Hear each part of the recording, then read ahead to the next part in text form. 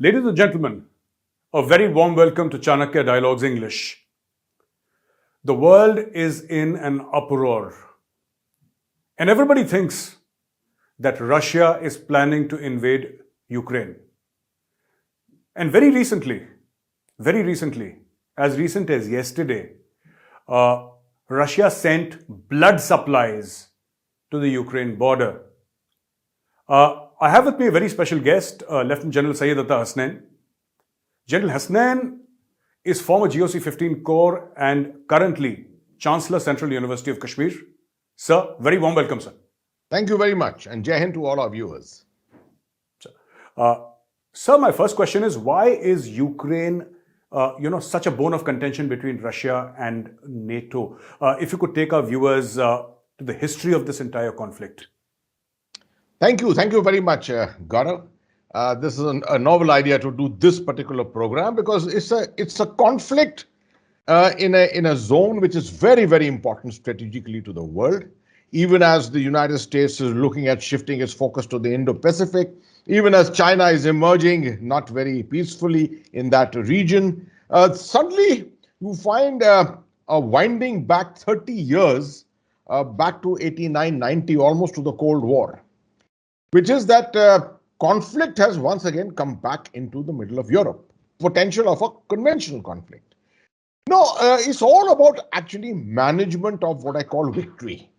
You see, in 1919, if you remember the First World War, when the Allies won the war, they pressurized Germany so much at the Treaty of Versailles that it led to a surge of nationalism within Germany, and you found Germany again rising under Hitler. The rise of Nazism came about.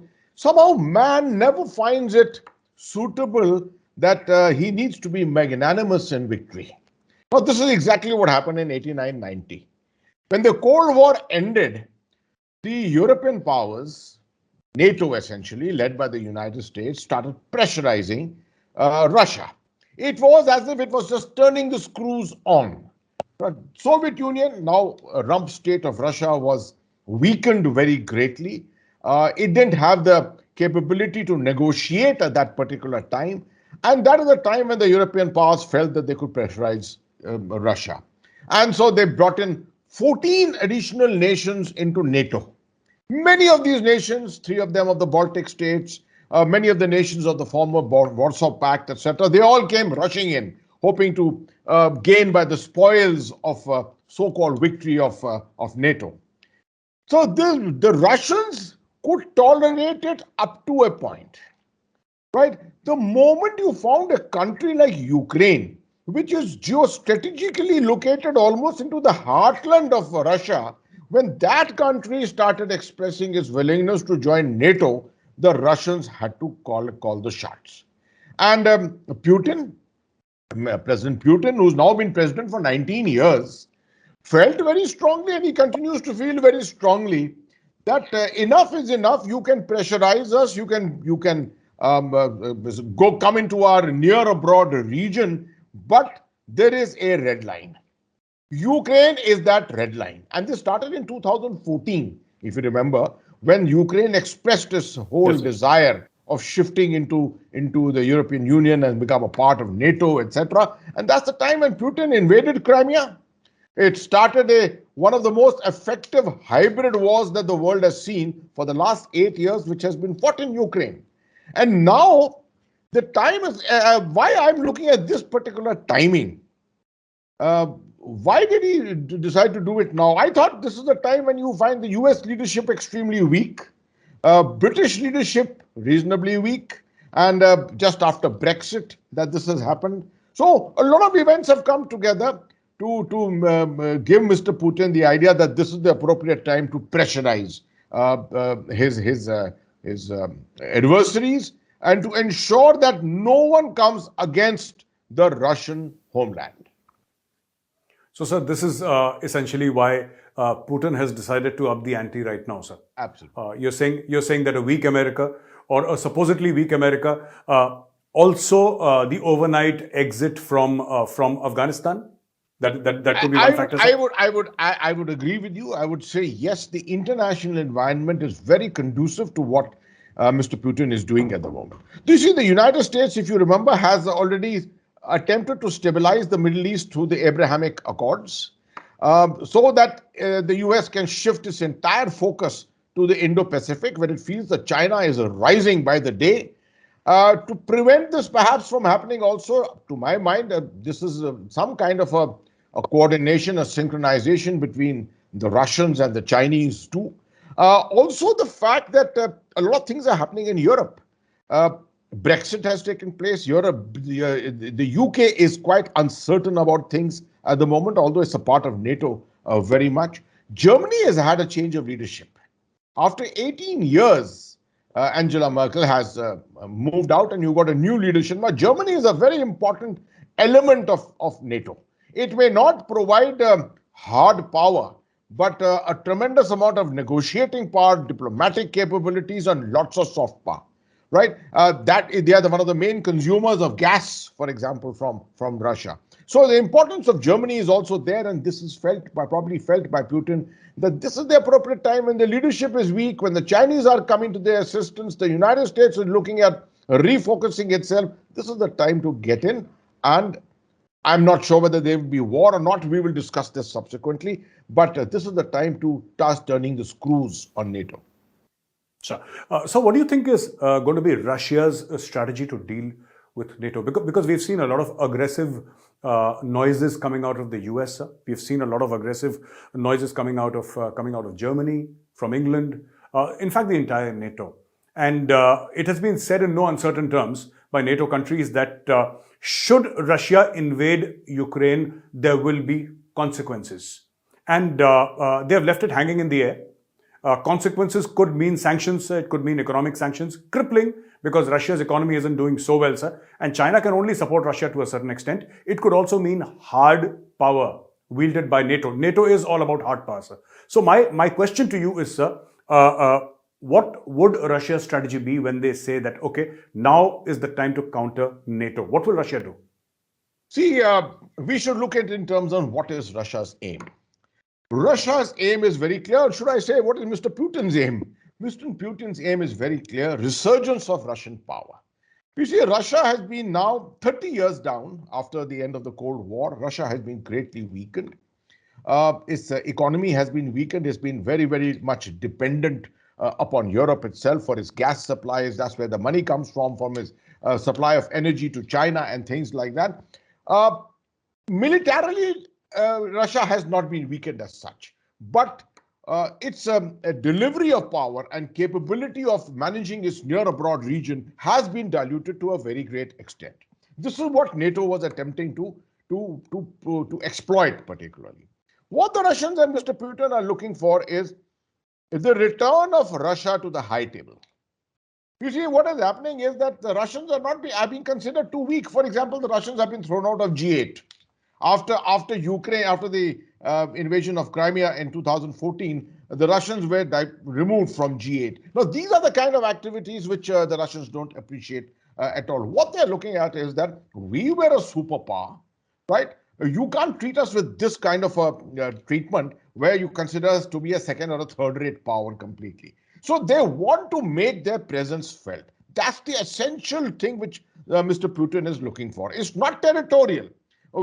First of all, a conventional war fought today is hardly likely to lead to the capture of the whole of Ukraine or entry into Germany or places like that. We're not looking at Third World War of that kind, right?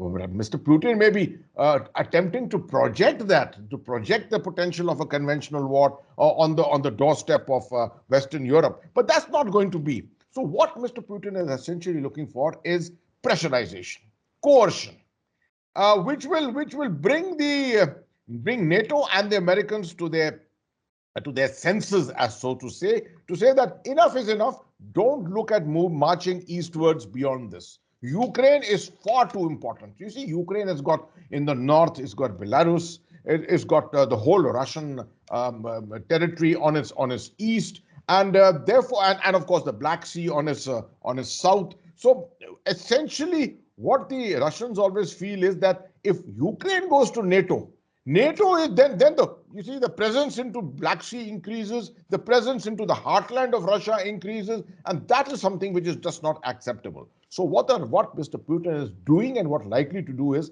he will continue to threaten conventional war. 120,000 troops have moved there. Lots and lots of about 1,200 tanks have moved into this area. And this is quite credible and believable because you see, the Russians have got a history. In 1956, they invaded Hungary when Hungary was trying to get out of the fold of Warsaw Pact. In 1968, when I was still in school, I remember they invaded Czechoslovakia and came into Prague. 4,000 tanks moved into Prague in 1968 when Czechoslovakia was attempting to do the same. So the Russians are known for it, and they are basing it upon this historical evidence and facts that if they are threatening something, they will do it. But to my mind, this is not going to happen. This is going to be probably one of the finest examples of hybrid war. A great amount of cyber warfare, great amount of information warfare. You just mentioned it, Gaurav. This aspect of spreading the information that tons of blood has been sent to the Ukrainian front for Russian troops because there may be mass casualties in these areas and blood would be the first thing which will be required.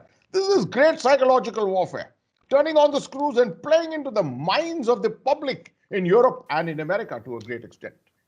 So before I come to my next question, I'd also like to sort of discuss similarities. You said Russia, amongst other things, sending a message, etc., is also looking at reviving its past glory, sir. When it was the USSR, when there were two superpowers, don't treat us lightly. We were once a superpower not long ago. Isn't that exactly what Tayyip Erdogan is doing in Turkey, sir? When he rattles the Ottoman sword. Very, very interesting question that you have posed. You see, I visited Turkey a couple of years ago as a part of a delegation from the UK while I was attending the RCDS courts there. And I had access to very high levels in Turkey. And we realized that Turkey, over a period of time, and we know geographically or geostrategically, Turkey actually bridges Asia and Europe. And here, Turkey was making efforts to try and get into the European Union. If we are aware of history, then from 1923, the very famous Mustafa Kemal, he attempted to bring Turkey into the fold of Europe by removing it from the Arab world, from the Islamic world. If you remember the ban on Arabic, the ban on Persian, bringing in of the Latin language, the ban on the fez, the ban on the veil for women. All this was trying to attempt to bring Turkey into the European fold and European culture.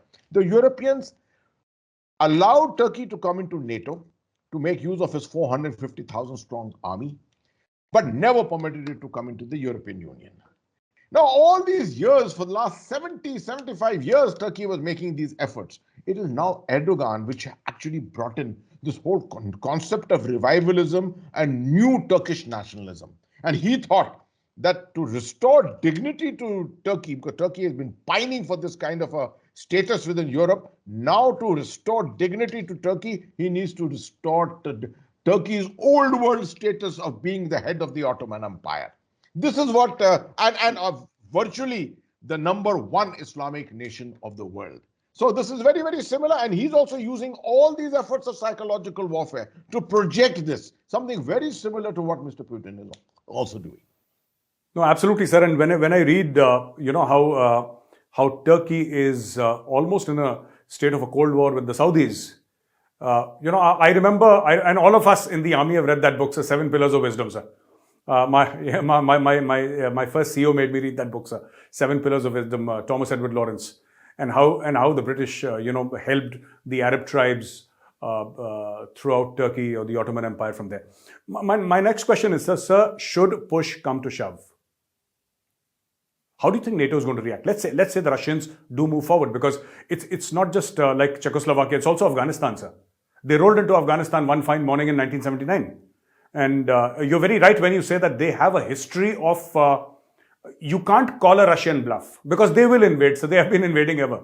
So my question to you is, in case the Russians take a few steps forward, sir, thousands of mass tanks, thousands of pieces of artillery, infantry, almost 120,000 troops, sir. Let's say they move into Ukraine. How does NATO react? Yeah, this is the million-dollar question at the moment. Firstly, I mean, right at the beginning, let me express my opinion that this is very unlikely to happen because there are lots and lots of reasons which I shall bring out.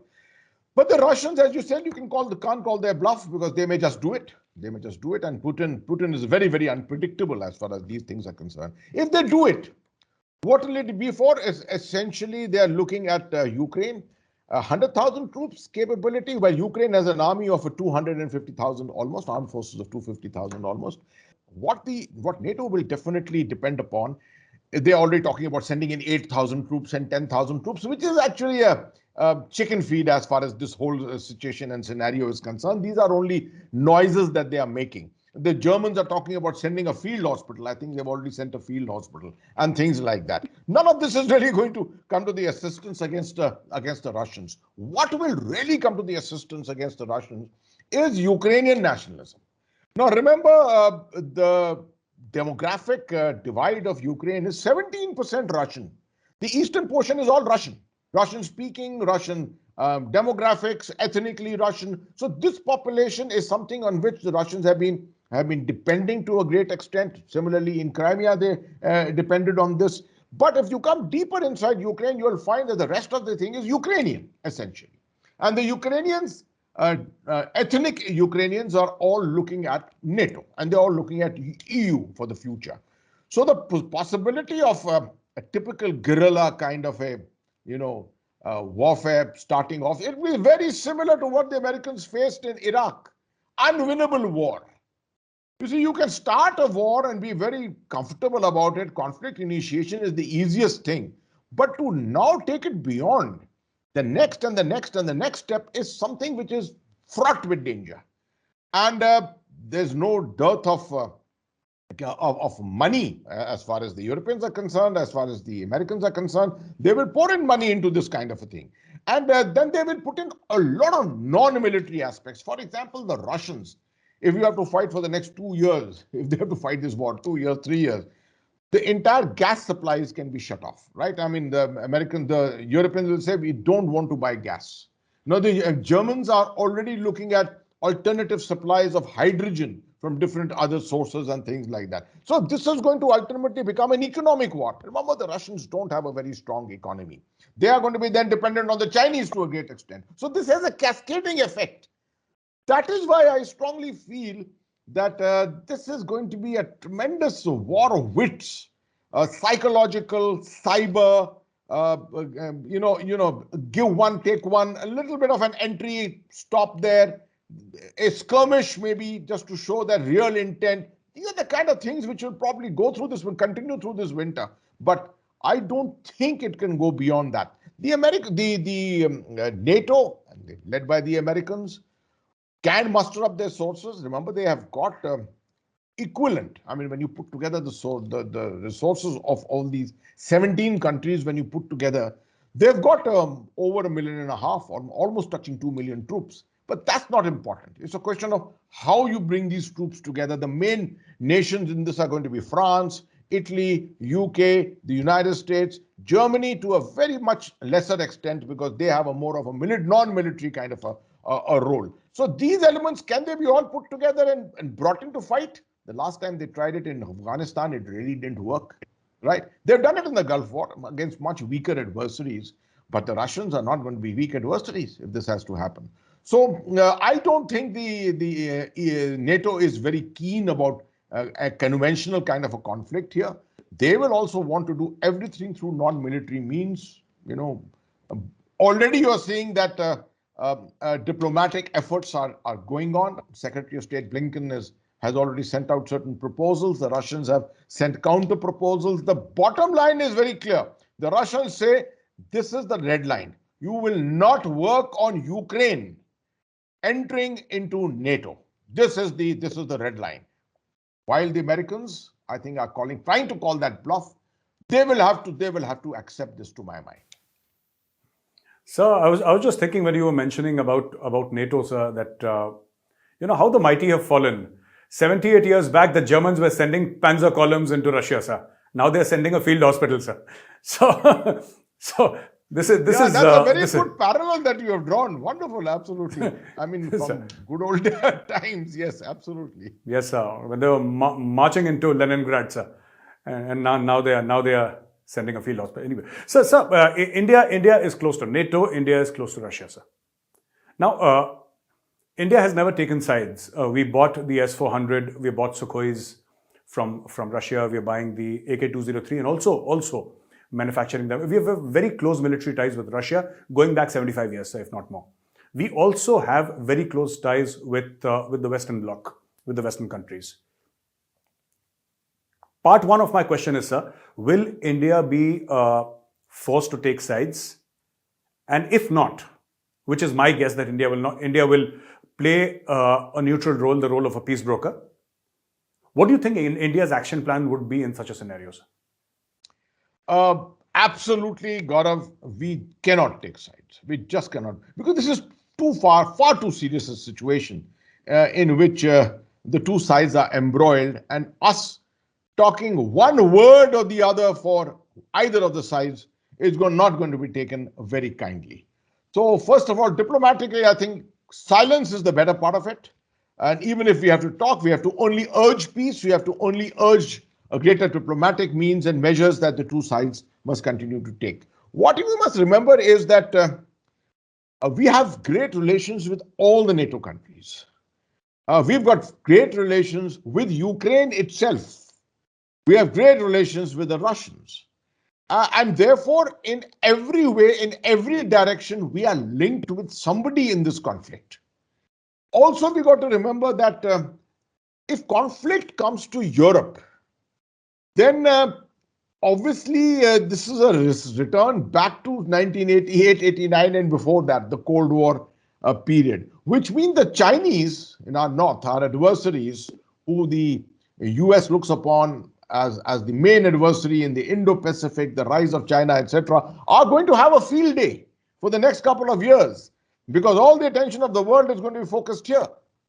So, to my mind, we should be primarily working towards ensuring there is peace.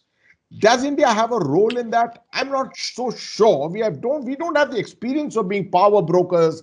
We don't have the experience of being peace finders, peace negotiators. But there can always be a beginning. I think India is quite well placed today economically. A resurgent nation coming back after the pandemic, just strategically a very important nation to which both the Russians and the Americans and the European Union looks to a great extent. Can we get our act together on this? And I think we have the diplomatic capability. We have some very fine diplomats, and I would not depend only on serving diplomats today. I would say we have got a plethora of great veteran diplomats within our fraternity who should be exploited. They have done yeoman service in the years before. They should be perhaps exploited and looked upon for this proactivity with which we can approach this whole problem. But having said all this, yes, a Europe embroiled in war is never good news for India. Never good news for India, because much of our trade takes place. European Union is one of our major trading partners. All our movement towards Russia that we are attempting to link up through the North-South corridor and things like that, all this is going to come to a grinding halt economically. And so therefore, I think it's primarily a situation of peace that we have to look at with a greater eye. My last question, sir, for this episode is: do you think all this stress, all this pressure, is going to further cement the Sino-Russian friendship, sir? And if it does, what impact will it have on the line of actual control, sir? Because we want to leverage our relationship with the Russians, with the Chinese, and we have been doing it, sir. China can play the same game. So how does it impact our borders, sir? See, the Russians would be looking to us for support in a great way. Mr. Putin has been here only just 2 months ago. And we may not be able to play ball completely with the Russians because we have to take an equidistant kind of a stance and position on this whole situation. This is what the Chinese are really going to exploit. The Chinese, already the Sino-Russian relationship is fairly strong, economically, strategically, and dependency of Russia on the Chinese is going to only enhance if the situation continues to go out of control completely. If that happens, uh, you can definitely look at a postponement of any proactivity in this entire region of the Indo-Pacific for quite some time. There is a very interesting thought which I read maybe yesterday or this morning itself, where someone says that is it possible that the Russians invade Ukraine and at the same time the Chinese invade Taiwan? Now, this is a very, very dangerous, very, very interesting kind of a scenario someone built up to say the Russo-Chinese, the Sino-Russian, Russo kind of a cooperation simultaneously taking on the United States in two directions. And the US will be really split up as far for response in the manner in which it has to do. So this is something, again, very, very interesting that people are also talking about. But having said that, definitely Chinese confidence is going to increase. Now, what happened in April 2020 on the LAC was, to my mind, with reckoning, which I've spoken on very often in your programs, was that the Chinese were looking at rising Indian confidence, which was diluting their own confidence in terms of dealing with India on the northern borders. You know, the Indian confidence having gone up in the last 7-8 years, particularly after the surgical strikes, the Balakot strike, the Article 370 removal. A strategic confidence of India was rising. The Chinese were getting worried about it. And they came in to do a little bit of coercion and send home an appropriate message to India at that time. Now, with a stronger China, with a greater relationship with Russia, and if something is happening in Europe, confident that not much can happen in the Indo-Pacific at this particular time, definitely the next step on the LAC could very well manifest from there. How that will manifest, it will lead to some kind of a friction on the line of actual control, cannot be predicted at this stage, but definitely a ratcheting up of tension with India could definitely be on the cards. Thank you very much for joining us, sir. Wonderful episode and such a pleasure and privilege talking to you, sir. Ladies and gentlemen, we had this deep and detailed discussion with General Hasnain, and the General brought out various factors as to why Ukraine is so important for Russia. What are the red lines? What will Russia do in case of a NATO buildup? What will NATO do in case Russia steps into the Ukraine? And what are the side effects? How will it impact India? To me, to a very keen student of geopolitics, this seems like a toxic cocktail between the Cold War and the Great Game. Well, the Great Game was specifically for Afghanistan, but this seems like there are too many players and everybody's vying for influence. Let's see what the future holds. Thank you for joining us. I'll be back in a few days again with another special guest. Till then, from our studios here at CFTV, from my team and I, Jai Hind.